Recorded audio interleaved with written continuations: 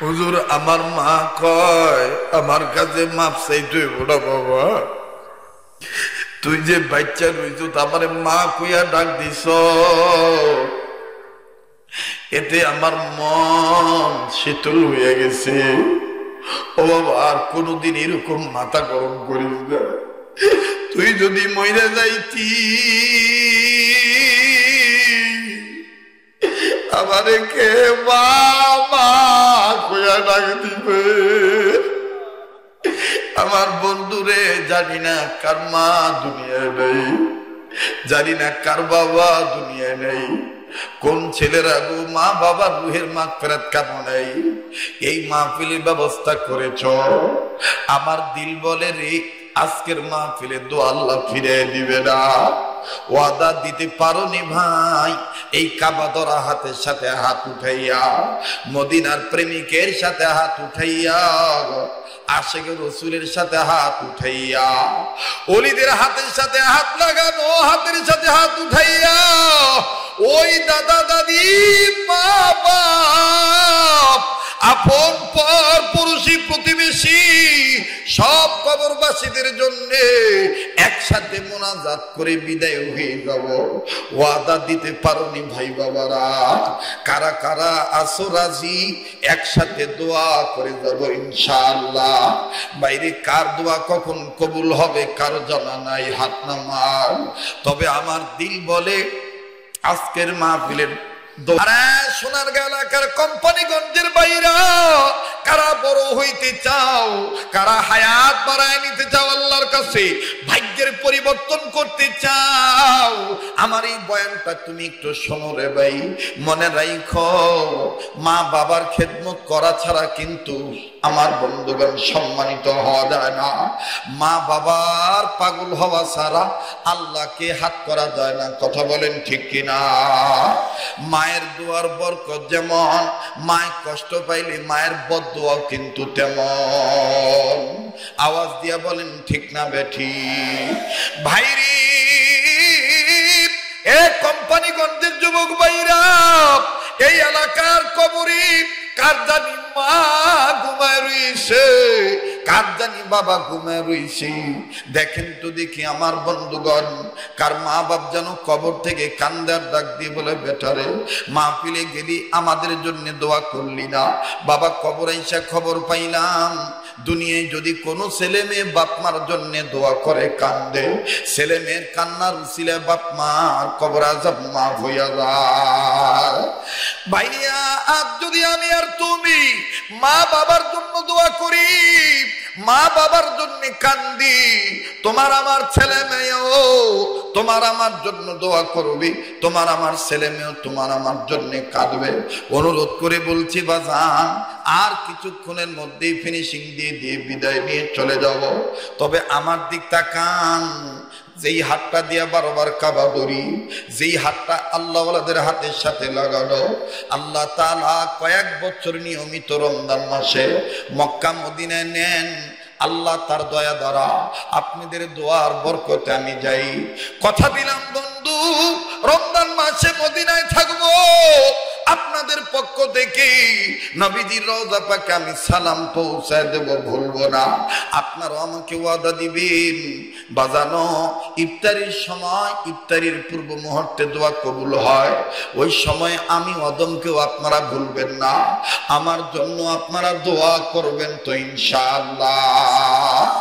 ভাইরে আরে যুবক, তুমি ডক্টর ডাক্তার ইঞ্জিনিয়ার হতে চাও, বিদেশ যেতে চাও, সুন্দরী বিবি তুমি গ্রহণ করতে চাও, নিরঙ্কুশ ভাবে তোমার দাম্পত্য জীবন সুখময় করতে চাও, এই পাগলকে তুমি অবহেলা কইরো না, এই পাগলের সাথে তুমি মোনাজাত করে যাইও, কারো যাওয়া দেখে কেউ যাইও না। আমার দিল বলে আজকের মাহফিলে দোয়া আল্লাহ ফিরে দিবে না। মায়া করে আমার মাবুদকে একটা ডাক দেন না, বলেন না আল্লাহ। এতগুলো মানুষের ডাকের মধ্যে প্রেমের আওয়াজ নাই, আবার মায়া লাগায় বলেন না আল্লাহ। যার আল্লাহ বলতে ভালো লাগে বুঝে নিবেন আমার আল্লাহ তাকে মহব্বত করে। আওয়াজ দিয়ে আবার বলেন না আল্লাহ। আরে বন্ধু বলতেছিলাম, মার দোয়া যেমন কাজে লাগে, মার বদদুয়াও কিন্তু তেমন কাজে লেগে যায়, সন্তানদের বিপদ হইয়া যায়। অনেক বয়ান থেকে আপনারা এই বয়ান শুনেছেন। আজকে আমি বাস্তব আমার জীবনের একটা ঘটনা আপনাদেরকে শোনাই। বাজানো, কারাগো মাকে বুড়ি বলো, কারাগো বাপকে বুড়া বলো, কারাগো মা বাবার সাথে রুল ব্যবহার করো, কারাগো মা বাবার সাথে খারাপ ব্যবহার করো। দুনিয়ায় যাদের বাপ মা নাই তাদের মতন বড় দুঃখী আর কেউ নাই। দাঁতের মর্ম বোঝা যায় না, দাঁত পড়িয়া গেলে বোঝা যায় দাঁতের কি মর্ম ছিল। যারা মা বাবা হারাইছে তারাই জানে তারা কত বড় নিয়ামত হারাইছি। আর যাদের মা বাপ বেঁচে আছি তারা জানতেছে তাদের কত বড় নিয়ামত আমার বন্ধুগণ তাদের জন্য আল্লাহ দিয়ে দিয়েছে। একটু বাজান খুব খেয়াল করবেন, যুবক, মা বাবার দোয়া যেমন কাজে লাগে, মা বাবারে কষ্ট দিলেও কিন্তু এরকম বিপদ হইয়া যায়। কথা কোন ঠিক না বেঠি? আওয়াজ দিয়া বলেন ঠিক না বেঠি? বাজান, এখানে যদি ময়মনসিংহ জেলা, ময়মনসিংহ জেলা, জামালপুর জেলা, শেরপুর জেলা কোন সন্তান কোন মানুষ যদি এখানে থাকেন, আমার বন্ধুগণ তারা হয়তো বা এই ঘটনা জানেন। আজ থেকে কয়েক বছর আগের ঘটনা। তৎকালীন সময়ে বাজান নিজস্ব বাহন ছিল না, অন্যের গাড়িতে চড়ে টিকিট কাটার মাধ্যমে সিটিং গেট লক গাড়িতে উঠে দূরবর্তী ডিস্ট্রিক্টে ওয়াজের জন্য যাওয়া লাগতো। আমার ভাইরা মহাখালী বাস স্ট্যান্ড হইতে টিকিট কাউন্টার থেকে টিকিট কেটে বাজান রে বাসের প্যাসেঞ্জার হয়ে উঠব, যাত্রী হয়ে চলে যাব। বাজান, এক মৌসুমগত শীতের সিজনে বুঝানোর জন্য বলছি, এক বছর আগে যে ড্রাইভারে দেখছি ভালো মানুষ, ড্রাইভারের পাও ভালো, বেশি বেশি যাওয়ার কারণে অনেক ড্রাইভার হেল্পার কন্ট্রাক্টরের সাথে টিকিট কাউন্টারের টিকিট মাস্টারদের সাথে মুখ পরিচয় হয়ে গেছে। বাজানো, টিকিট কাটছি, প্যাসেঞ্জারের সাথে যখন উঠে যাব চেক করতেছে টিকিট মাস্টার হইয়া টিকিট ঠিক আছে কিনা। এখন দেখতেছি আহারে এই লোকটা না ড্রাইভার ছিল, এখন সে আবার কবে থেকে টিকিট মাস্টার হইল। খুব খেয়াল করে শুনবেন বন্ধু, কবে থেকে আবার টিকিট মাস্টার হইল। দেখছি লোকটার পাও ভালো, এখন দেখি লোকটার পায়ের 4 ভাগের 3 ভাগ নাই। পঙ্গু মানুষ, হাতের নিচে একটা ঠেকনা দিয়া দাঁড়ায় আছে, ঠেকনার উপরে ভর করে টিকিট চেক করতেছে। শীত মৌসুম ছিল, আমার বাইরা মুখ থেকে মাফলার রুমাল সরাইলাম, লোকটার কাছে দিয়ে সালাম দিলাম। আমার ভাইরা ডেকে ডেকে বলতেছি, ভাই যান আপনি আমাকে চিনছেন কিনা, কেমন আছেন? লোকটা ডাক দিয়ে বলে, হুজুর ভালোই আছি, চিনেছি, আপনার ওয়াজ তো এই গাড়ি তো আমরা চালাই। তখন সিডি ফিতার সিডি ক্যাসেটের জামানা ছিল, ভিডিও সিডির জামানা ছিল। বাজান রে, ড্রাইভার লোকটা যখন এরকম ভাবে বলতেছে, আমি বললাম, ভাই যান আপনাকে তো গত বছর দেখে গেছি, আপনার পাও ভালো, আজকে কেন আপনার পাওটার এই দুরবস্থা? পঙ্গু হইলেন কবে? দুর্ঘটনা কেমনে ঘটলো? যখনই বন্ধু এই কথা বলেছি, এই লোকটা পায়ের দিকে তাকাইয়া ধা ধা করে চোখের পানি ঝর্ণার মতন ছেড়ে দিয়া কান্দে, আর পায়ের দিকে তাকায় তাকায় বলে, হুজুর এই পায়ের কথা বলছেন, এটা আমার মায়ের সাথে বেয়াদবি করার ফল। বললাম, কান্দেন কেন, কি বেয়াদবি করছেন? বলে, হুজুর মনে কষ্ট না নিলে এখনো গাড়ি ছাড়তে ঢের টাইম বাকি আছে, আপনাকে আমার এই দুর্ঘটনার কথাটা শোনাইতাম। হুজুর আপনি অনেক মানুষের সামনে ওয়াজ করেন, এই নিয়তে আপনাকে শোনাবো যেন কোনোদিন কোনো ছেলে মেয়ে তার বাপ মার সাথে বেয়াদবি না করে। আমি ডেক দিয়ে বললাম, ভাই বলেন না কি করছেন? লোকটা অন্যজনকে জিম্মাদারি দিয়া টিকিট চেকের দায়িত্ব দিয়া আমার আসনটা ঠিক রাইখা একটু আড়ালে নিয়ে যাইয়া কান্দে আর ডাক দিয়ে কয় হুজুর আগে কোন আমার আল্লাহ আমারে মাফ করবনি। আমি বললাম কি হয়েছে ভাই বলেন না।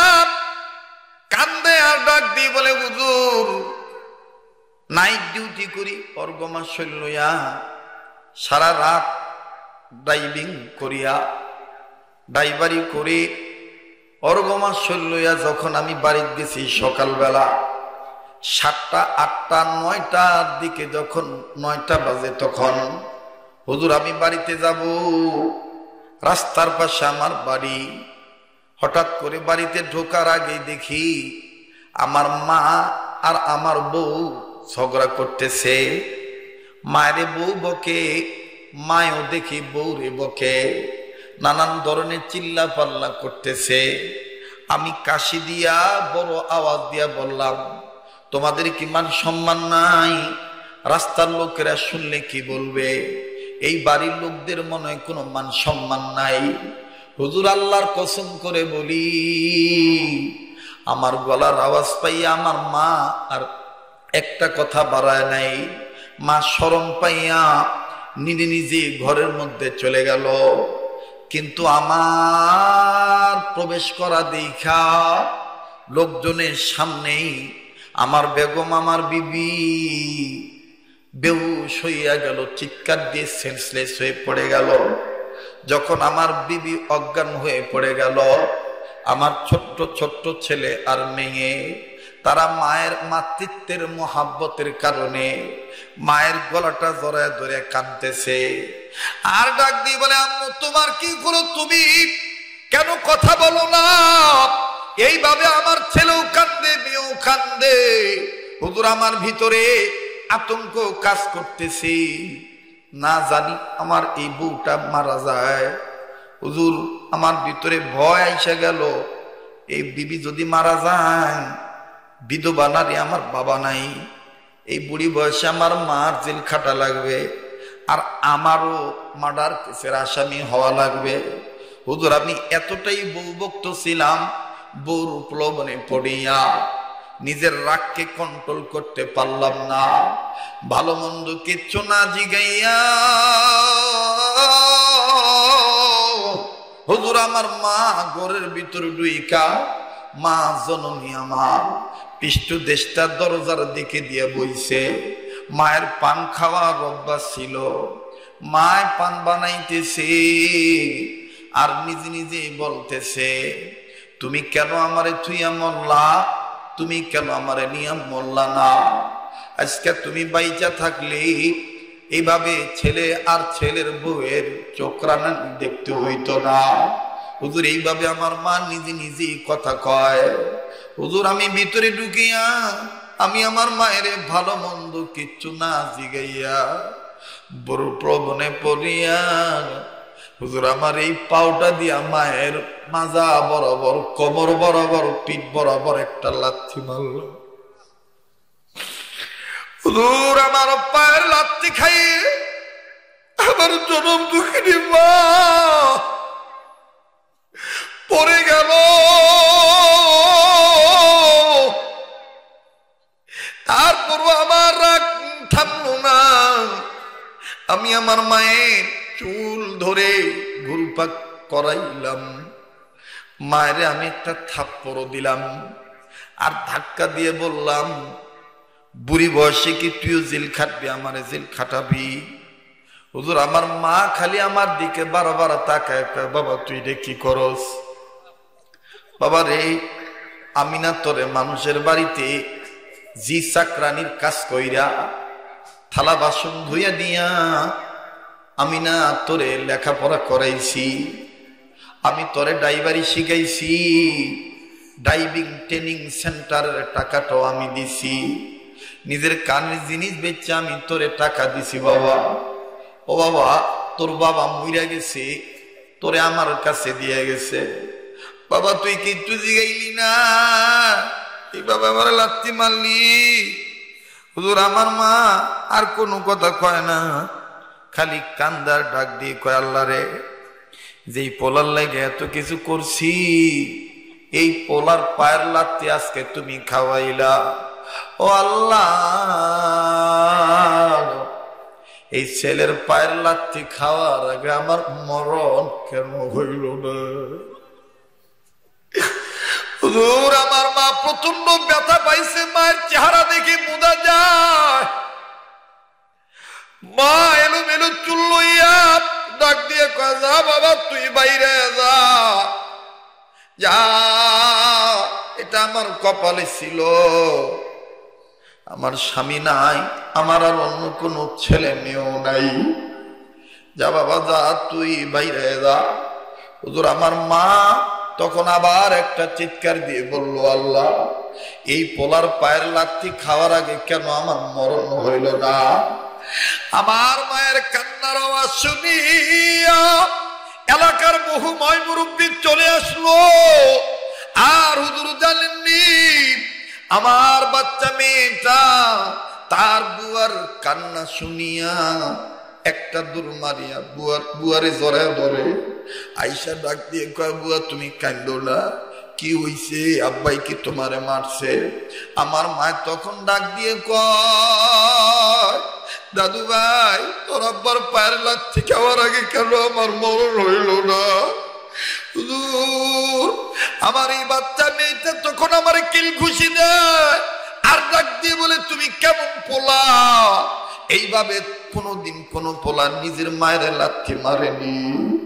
ও আব্বা, তুমি তো জানো না, দোষ তো আমার মায়ের, দোষ তো তোমার মায়ের না। হুজুর, যখন এই কথা আমার মেয়েটা বলতেছে, তখন আমি কেমন জানি আসমান থেকে জমিনে পড়লাম, আমার শরীরের মধ্যে কাঁপাকাঁপি শুরু হয়ে গেল। আমার মা আমার মেয়েটারে জড়ে জড়ে কান্দা ডাক দিয়ে বলে, দাদু ভাই, এটা আমার কপালে আসিল, আল্লাহ কেন আমারে তোমার বাপের পায়ের লাথি খাওয়ার আগে মরণ দিল না? হুজুর, আমার মা আমার মেয়েটাকে আর আমাকে ধাক্কা দিয়ে বের করে দিল। বের করে দিয়া দরজা লাগাইয়া, মা কিসের পান, কিসের খানা, মায়ার কিচ্ছু খায় না, আমিও খাই নাই। হুজুর, আমার ভিতরে খালি একটাই যন্ত্রণা, এটা আমি কি করলাম? বউর পাগল হইয়া এইভাবে মায়ের লাথি মারলাম। হুজুর, আমারও তেমন খানা পিনা হইল না। সন্ধ্যা যখন চলে আসলো, পরবর্তী নাইট ডিউটিতে আবার আমার টিপ নিয়ে আসতে হবে ঢাকা। হুজুর, আমি কোনো মতন গোসল করলাম। আমার বিবিকে এলাকার মানুষজন মাথায় পানি ঢাললো। বিবি স্বাভাবিক হয়ে গেল। বিবিকে আমি রাগ কইরা বললাম, তরকার আজকে মার গায়ে হাত তুলছি, মায়ের লাত্তি মারছি। বিমা আমারে ডাক দিয়ে কয়, মায়ের কাছে কি মাপ চাও নাই? আমি বললাম, অবশ্যই আমি মাপ চাবো। বিবি তখন ডাক দিয়ে কয়, আজকে যেহেতু মার মেজাজ ভালো না, যাও তুমি ডিউটিতে যাও, কালকে এসে মার কাছে দুজনে মাপ চামো, প্রয়োজন বোধে মায়ের পা ধইরা মাপ নিয়ে নিম। হুজুর, বউ যখন দেখলাম নরমাল ভাবে আমার একটা বুঝ দিল, আমি কোনো মতন গোসল কইরা জামাটা গায়ে দিয়া ডিউটি করার জন্য বের হব। হুজুর,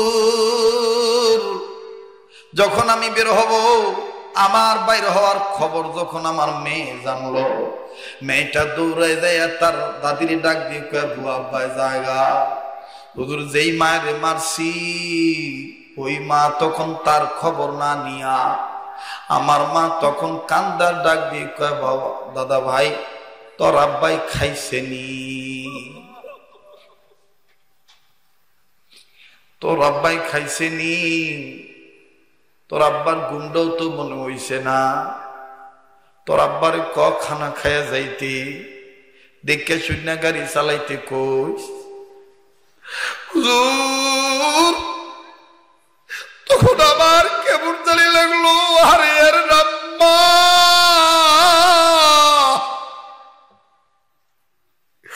হুজুর, কিন্তু বিবি আমাকে বাধা দিল, মার কাছে গেলাম না।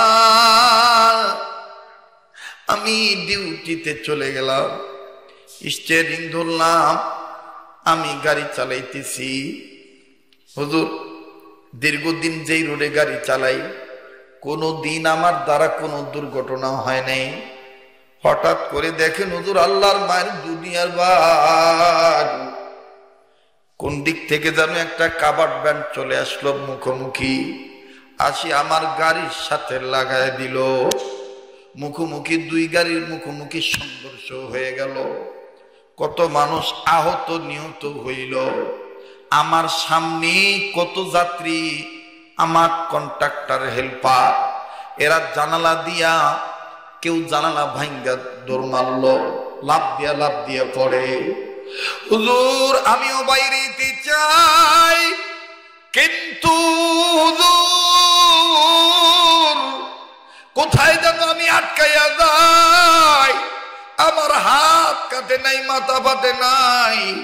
হুজুর আমি এখন নড়তে যাইয়া টের পাইতেছি আমার পাউটা মনে কোথায় যেন আটকায় গেছে। ভালো করে খেয়াল করে দেখি হুজুর যেই পা দিয়া মায়ের লাথি মারছিলাম, এই পাটা আমার গাড়ির সিটের সাথে চাপা লাইগা রইছি। আমার পায়ের 4 ভাগের 3 ভাগ এমন ভাবে চলে গেছে হুজুর, আমি সাদা হাড্ডি পর্যন্ত দেখতে পাই। অনেক লোক বলল, ড্রাইভার সাহেব আপনি নড়াচড়া করেন না, নিচে দিয়ে রক্তের বন্যা বয়ে যায়। হুজুর তারপর আমি সেন্সলেস হয়ে যাই। আমি তারপরে কি হয়েছে বলতে পারবো না। উপস্থিত লোকেরা আমার সদর হাসপাতালে নিয়ে যায়। সদর হাসপাতালে কাজ হয় নাই, হুজুর ঢাকায় ট্রান্সফার করছে। ঢাকা হাসপাতালে আসার পর ডাক্তার, সার্জারি ডাক্তার যখন অনেক চেষ্টা করছে পাউটা রাখার জন্য, আসলে আমার মায়ের লাথি মারছি দেখা আমার এই পাউটা আর কোন ডাক্তার ওই চেষ্টা করে রাখতে পারে নাই। হুজুর আমার পা কেটে ফেলে দিতে হয়েছে।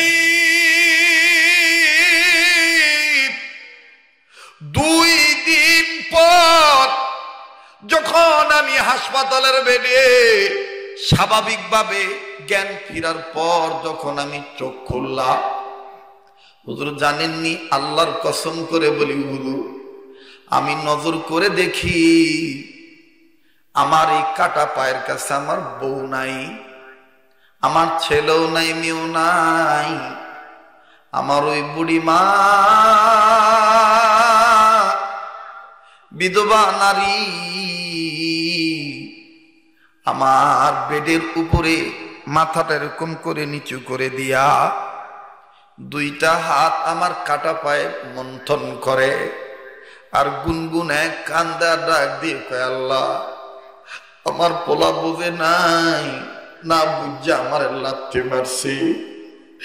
আল্লাহ আমি তো তোমার কই নাই, আমার পোলার পাউডা তুমি কাটটা ভালাই দিও। আল্লাহ আজকে কয়দিন ধরে এই পোলার মুখ থেকে মা ডাক শুনি না, আমার এই পোলা যদি মরে যায় আমার কে মা কইয়া ডাক দিবে। আল্লাহ আমার পোলাই তো বোঝে নাই। ও বাবা লোকটা ডাক দিয়ে বলে, হুজুর আমি আমার মায়ের এই কথা শুই না নিজের আর ঠিক রাখতে পারলাম না। মায়ের পিঠ বরাবর কাঁধে হাত দিয়া আদ্রভাবে টান দিয়া কইলাম, মা তুই আমারে মাফ করে দিয়ে আমি বুঝি নাই। হুজুর আমার মা আমার কপালে একটা চুমো দিয়ে আমার জোরে তুই কই, বাবা আমার কাছে ভাবছি তুই।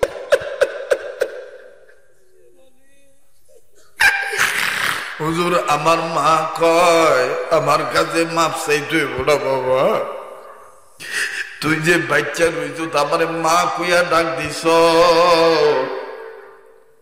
এতে আমার মন শীতল হয়ে গেছে। ও বাবা আর কোনদিন এরকম মাথা গরম করিস না, তুই যদি মইরা যাইতি আমারে কে বাবা কইয়া ডাক দিবে। আমার বন্ধুরে জানি না কার মা দুনিয়ায় নেই, জানি না কার বাবা দুনিয়ায় নেই, কোন ছেলেরা গো মা বাবার রুহের মাগফিরাত কামনায় এই মাহফিলের ব্যবস্থা করেছ, আমার দিল বলে রে আজকের মাহফিলে দোয়া আল্লাহ ফিরে দিবে না। ওয়াদা দিতে পারোনি ভাই, এই কাবা ধরা হাতের সাথে হাত উঠাইয়া, মদিনার প্রেমিকের সাথে হাত উঠাইয়া, আশিকের রাসূলের সাথে হাত উঠাইয়া, ওলিদের হাতের সাথে হাত লাগানো হাতের সাথে হাত উঠাইয়া, ওই দাদা দাদি মা বাপ আপন পর পড়শি প্রতিবেশী সব কবরবাসীদের জন্য একসাথে মোনাজাত করে বিদায় হয়ে যাব। ওয়াদা দিতে পারোনি ভাই বাবারা, কারা কারা আসো রাজি একসাথে দোয়া করে যাব ইনশাআল্লাহ। বাইরে কার দোয়া কখন কবুল হবে কারো জানা নাই, হাত নামান।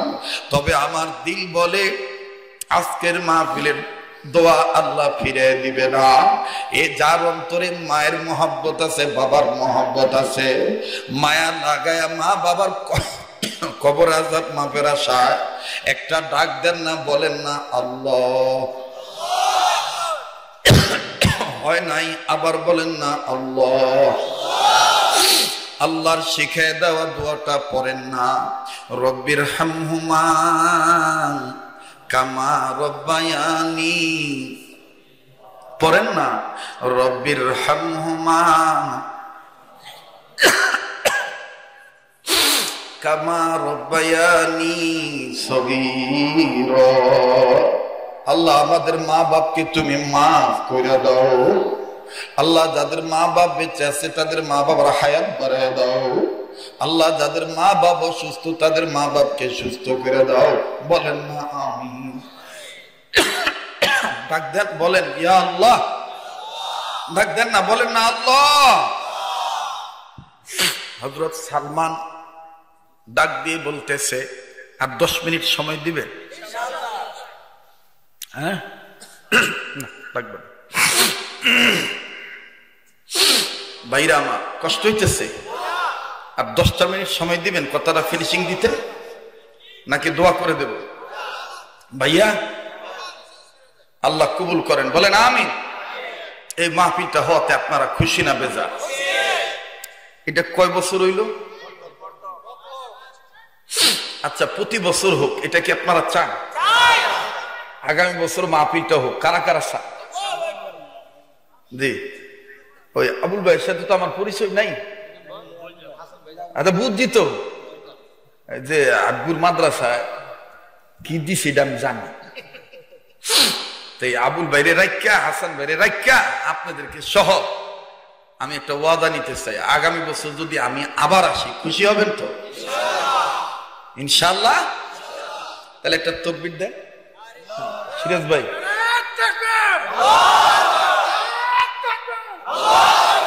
হাত নামা। আপনারা যদি রাজি থাকেন, আমাদের আবুল ভাই সহ, হাসান ভাই সহ, সিরাজ ভাই সহ, এলাকার গণ্যমান্য ব্যক্তিবর্গ, যুবক, অরুণ, তরুণ, নবীন, প্রবীণ যারাই আছেন, ধনী গরিব, শিক্ষিত, অর্ধ শিক্ষিত, সবাইকে নিয়ে বলতে চাই, আমি যেখান থেকে আসলাম মহজমপুর, এই ডেটটা 27শে জানুয়ারি, এটা একটা ফিক্সড ডেট। তো আগামী 2026 সালে 27শে জানুয়ারি বাদ এশা থেকে 10টা পর্যন্ত বয়ান এই মহজমপুর এলাকাতেই আছে। তো আমি আমার ভাই মাওলানা আরিফ সাহেব সহ আমরা একটা সিদ্ধান্ত আজকে আপনাদেরকে জানাই দিতেছি, আগামী বছর যদি 27শে জানুয়ারিতেই হয়, কষ্ট হবে? কথা কয় না? ফাইনাল না? আল্লাহ কবুল করুন, জোরে কোন আমিন। কারণ মহজমপুর তো এই ভক্তি দেখতে গো, তাহলে এইবারের মতন আগামী তো বাইতে থাকলে মাহফিলটা কইরেই যাবো নাকি গো? ঠিক আছে না ইনশাআল্লাহ? নারায়ে তাকবীর। তাহলে এইবার আরেকটু সহজ করে দিন নাকি ক? হ্যাঁ, এবার পোস্টার করতে কয়টা লাগছে? কয় না 16,000। আচ্ছা 20,000 টাকা ধরেন, আগামী তারিখটা আপডেট হইব করে পানিটা কই ভাই, আগামী তার তো পারবো না। এই 60টা ভাইয়ের কাছে পোস্টারের দায়িত্ব দিতে চাই, 5,000 5,000 5,000 5,000 60টা ভাই আগামী বছরে পোস্টারের জন্য দিয়ে দিবে। আমি মেম্বারে ওসমান, আলী সবাই মিলে আমার বন্ধুগণ চোখ বন্ধ করে বিচিটা লাগাইলেন, গাছ হয়ে গেল। এই সবাই মিলে ধরছে তো খেজুরি বিচি ছোট না, কথা কয় না তো 10 জনে যদি হাত লাগায় তো এই বিচিটা আতায় ভা তো মনে করেন যেটা কোন ইচ্ছা হয়েছে আর কি। অহনো সালমান ফার্সির বাগানে সেই গাছটা অহনে বেহাতেরা হইয়া এইভাবে রয়েছে। সুবহানাল্লাহ কোন সালমান ফার্সি সেই বাগান এখনো আছে। আমার ভাইরা যেই বাড়িওয়ালারে আবু জাহেল চুক্তি করছিল, এই বাড়িওয়ালা আইসা ডাক দিয়ে কয়, হুজুর সালমান গো আপনি নিয়ে নেন, সালমান আপনার কাছে কালেমা পড়ে মুসলমান হইব, আর আপনিও আমারও কালেমা পড়ে মুসলমান বানায় দেন। আমি আর আবু জাহেলের দলে নাই, আমিও ইমানদার হইতে চাই, ইমান অনুযায়ী আমল কইরা ভদ্রলোক হইতে চাই। সুবহানাল্লাহ। এইবার আমার বন্ধুগণ যখন মুসলমান হয়ে গেলেন, কালেমা তোমরা গোলক আর জিন্দিগি তো যাইতাম না। আমি পাবলিকের মন বুঝা ওয়াজ করি, খালি কই দোয়া করো দোয়া করো, ওয়াজ করি আমি হুমাস ফলাই। হ্যাঁ দেখছেন না কাশতাছি, হ্যাঁ পানি দিতেছি, কয়বার লইছি পানিটা খাইতাম, খাইছি, কারণ আমার বিশ্বাস আছে এই গলা ভালো হয়ে যাবো, ঠিক কিনা কন? তো ভাইরা আমার, তো এইবার হযরত সালমান ফার্সি রাদিয়াল্লাহু তাআলা আনহু ডাক দিয়ে কই, ইয়া রাসূলুল্লাহ কালেমা তো পড়লাম, ইহুদিও তো মুসলমান হইল, কিন্তু আমার জীবন থেকে যে 1 মাস 3 দিন চলে গেল, আমি যে আপনার খেদমত থেকে মাহরুম হইলাম, হুজুর আমি কি আর সেই সময় ফিরা পাবো? নবীজি বলতেছেন, আমি তোমার জন্য দোয়া করলাম, আল্লাহ যেন তোমার হায়াত বাড়ায় দেয়। জিবরাইল আমিন আয়েশা জানায় দিলেন, ইয়া রাসূলুল্লাহ উম্মতের মধ্যে, আপনার উম্মতের মধ্যে সালমান ফার্সি যত হায়াত আর কোন উম্মত পাইব না। ভাইরা আমার, লম্বা হায়াত পেয়েছে। যাই হোক, হযরত সালমান ফার্সি রাদিয়াল্লাহু তাআলা আনহু ইন্তেকালের সময় গোটা মুসলিম উম্মাহকে এই দুটি কথা বলে গিয়েছেন, তোমরা ঈমান আনার মতন ঈমান আনিও, আর ঈমান অনুযায়ী নেক আমল করিও, তাহলেই খায়রুল বারিয়া, ভদ্রলোক হইতে পারবা, ভদ্রলোক হইতে পারবা, ভদ্র হইবা। আর ঈমানদার আমলদারদের জন্য, এই ভদ্রলোকদের জন্য জান্নাতুল ফেরদাউস। সুবহানাল্লাহ বলেন। তাহলে আমরা ইনশাআল্লাহ ঈমান পাকা করব, আমল দুরুস্ত করব, আমলদার হব, পারবো তো ইনশাআল্লাহ? এই ওয়াদা মোতাবেক আজকে কি ওয়াদা দিতে পারো যুবক ভাইরা? আজকে থেকে ইনশাআল্লাহ আমরা সাধ্য মতন ইচ্ছাকৃত ভাবে কখনোই নামাজ ছেড়ে দেব না ইনশাআল্লাহ। যাদের মা বাপ বেঁচে আছে মা বাবার খেদমত করবো ইনশাআল্লাহ। 3 নাম্বার, চলতে ফিরতে উঠতে বসতে কার স্মরণ করব? আর কার সুন্নত মানবো? নবী মুহাম্মদ সাল্লাল্লাহু আলাইহি ওয়াসাল্লামের সুন্নত। কি সুন্নত? আমি সহজ একটা সুন্নতের আমল আপনাদেরকে শিক্ষা দিই। ভাইরা আমার বন্ধুগণ, যার সাথে দেখা হবে কথার আগে সালাম দিব, পারবো না ইনশাআল্লাহ? সালামটা কেমনে দিব? আসসালামু আলাইকুম বলেন না, বলেন না আসসালামু আলাইকুম। উত্তর ওয়া আলাইকুমুস সালাম, বলেন ওয়া আলাইকুমুস সালাম। পারবো তো এইভাবে সালাম দিতে ইনশাআল্লাহ? এবার একটু জিকির করেন লা ইলাহা। যারা দাঁড়ায় আছেন বসেন, দোয়া হয়ে যাবে ভাই, দোয়া হয়ে যাবে।